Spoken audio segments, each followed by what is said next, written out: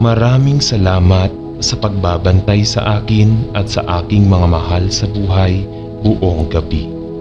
Nagpapasalamat din ako sa dagdag na araw at pagkakataon na ibinigay mo sa akin upang makasama ko ang aking mga mahal sa buhay at maibahagi ang aking pagmamahal at pangangalaga sa aking kapwa.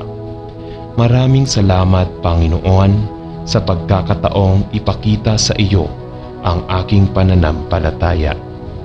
Ama, sa paglipas ng mga araw, unti-unti kong naiintindihan kung bakit mo ako nilikha. Unti-unti kong naiintindihan kung bakit ako nabubuhay ngayon sa mundong ito. Maraming salamat sa palaging pagpapaalala sa akin na nandito ako para pagsilbihan at mahalin ka. Maraming salamat sa patuloy na sa pagpapaalala sa akin na narito ako upang tumulong sa aking kapwa-tao. Ama, patawarin mo ako sa mga kasalanang nagawa ko at patuloy na ginagawa. Patawarin mo ako sa aking mga pagkukulang sa aking mga mahal sa buhay, sa aking makasarili na kalooban sa aking kapwa-tao, sa masasamang pag-iisip na pumapasok sa aking isipan, sa mga kasinungalingan na ginagawa ng aking bibig, sa pagnanasa ng laman sa aking mga mata, sa pagkakaroon ng madalas na kalilimutan ko ang pangako ko. Humihingi ako ng tawad sa lahat ng aking mga pagsuway. Ako ay isang maliit na alipin kahit nabigyan ako ng kaunting lakas upang labanan ang mga tuksong ito. Linisin ang aking kaluluwa, bigyan ako ng mabubuting bagay ayon sa aking kalooban, at bigyan ako ng kagalakan sa buong araw. Ako ay nagpapasakop sa iyong kalooban at handa akong magsikap na gampanan ang tungkuling ibinibigay mo sa akin ngayon.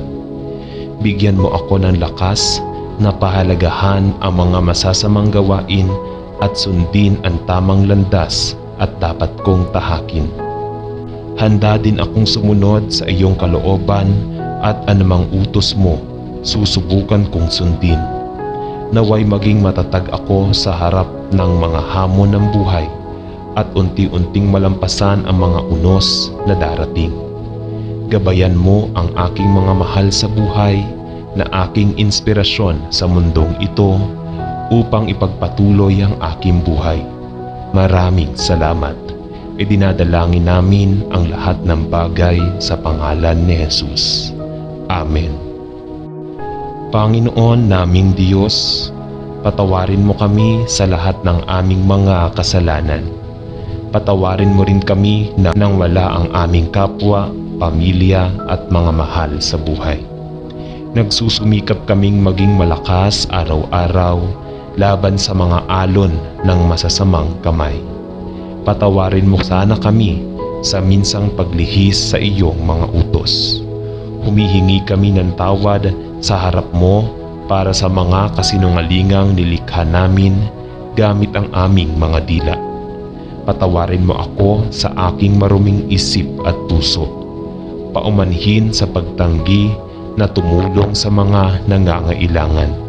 Mangyaring bigyan kami ng dibdib, sariling kalooban at puso, at espiritu na sundin ang iyong landas. Panginoon, bigyan mo kami ng iyong kapatawaran at bigyan kami ng matatag na paninindigan upang tanggihan ang kasalanan. Bigyan mo din kami ng hindi natitinag na pananampalataya na manindigan ng matatag laban sa mga tuksong dumarating at darating sa aming buhay. Maraming salamat. Amen. Ama, bilang mga magulang, nais naming tumulong sa lipunan at bumuo ng isang pamilya na may takot sa Diyos, pagtuturo at pagsasabuhay ng iyong banal na salita. Tulungan mo kaming itanim ang iyong pagmamahal sa amin at magkaroon ng sapat na kaalaman at karunungan. Naway maging mabuting halimbawa kami sa aming kapwa na nag-a-apply at sumunod sa lahat ng iyong mga turo at utos. Napakaraming biyayang patuloy nating natatanggap sa ating buhay. Kaya nararapat lamang na makapagbigay tayo ng ngiti sa iyong puso kahit na maliit na paraan. Iligtas niyo po ang aming pamilya sa lahat ng kapahamakan at naway bigyan kami ng Diyos ng sapat na lakas ng loob at lakas para matiis ang hirap na aming kahaharapin. Naway magkaroon tayo ng pagkakaisa at pagtutulungan upang magampanan ang ating mga obligasyon sa ating kapwa, sa ating bansa, sa kapaligirang ating ginagalawan at sa mundong ating kinabibilangan. Ikaw ang aming suporta at lubos kaming naniniwala sa iyong lakas. Maraming salamat. Amen. Diyos ko, maraming salamat sa lahat ng biyayang hindi nagsasawang ibigay mo sa akin. Sisikapin kong gamitin ang mga biyayang natatanggap ko para makatulong sa ibang nilalang na nangangailangan. Maraming salamat sa patuloy na pagbibigay sa akin ng pagkakataong malaman ang dahilan ng aking pagiging. Pinararangalan kita sa aking nilikha. Maraming salamat sa pagkakaroon ng masayang pamilya, mga mapagkakatiwalaang kaibigan at kakilala. Sila ang dahilan ng aking kaligayahan. Sila yung mga taong nagbibigay inspirasyon sa akin para mabuhay at maging masaya araw-araw. Maraming salamat sa pagtuturo sa aming lahat upang magampanan namin ang aming mga makatalagang responsibilidad at tungkulin. Maraming salamat sa iyong lakas, katalinuhan at determinasyon. Ito ang ginagamit namin sa pagharap sa mga alon at hamon ng buhay. Salamat sa iyong bugtong na anak para sa aming mga kasalanan. Amen. Panginoon, inilalagay ko sa harap mo ang aking mga plano, aking tungkulin, pagpalain ka at natalo. Panginoon, narito sa iyong harapan ang aking hakbang, ang aking isipan, ang aking damdamin, ibinibigay ko ang lahat para sa iyo. Dahil alam ko, kundi galing din sa iyo ang pag-ibig at lahat ng bagay sa buhay. Nagdarasal ako sa Panginoon, pagpalain ka ng iyong lakas at kadakilaan ang aking mga plano para mapagtagumpayan ako sa aking abang buhay sa iyong kaluwalhatian. Sa pangalan ng ating Panginoong Hesukristo. Amen. Panginoon, maraming salamat po sa mga biyayang ipinagkaloob mo sa amin sa araw-araw.